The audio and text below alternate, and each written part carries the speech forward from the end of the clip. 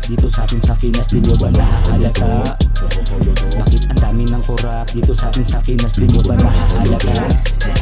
Ang dami na ng perang nawala, di nyo ba napansin? Mga gobyerno na korap lang din ang mga salarin. Wala nang ibang ginawa kundi magnakaw na magnakaw. Yung perang nasa bayan lalo sa nahihirapan sa trabaho, kumita lang ng onting pera. Tapos na ng korap para pa tayong ginigera. Imbis na tulungan yung bayan na mapaangat, mga demonyong tao lalo sa mga korap. Kapag mayaman yung humirap, ang bilis lang mapansin. Kami na tong mahihirap, madalas pang abusuhin. Hirap na nga kami sa araw-araw na pagkain. Bakit kami pag nawala, hindi nyo napapansin? Wala pang mapakain, Ubus na pondo namin, maawa kayo sa amin. ubus na pondo namin, Maawa kayo sa amin, ubus na pondo namin, maawa kayo sa amin. ubus na pondo namin. Bakit ang dami ng korap dito sa atin sa Pinas, di nyo ba nahahalata?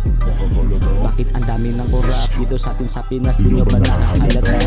Mga korupsyon na gobyerno dapat natong ikulong. Wala nang ibang ginawa kundi mang-abuso na lang ng mga Pilipino na wala naman namang alam. Wala kayong pakialam sa ginawa ng panlamang. Ano ba klaseng puso yan o sadyang walang puso lang? Mga korupsyon sa Pinas ay dapat parusahan yan. Mga gobyernong magnanakaw dapat parusahan yan. Mga gobyernong magnanakaw dapat parusahan yan. Dapat parusahan yan, dapat parusahan yan, dapat parusahan yan.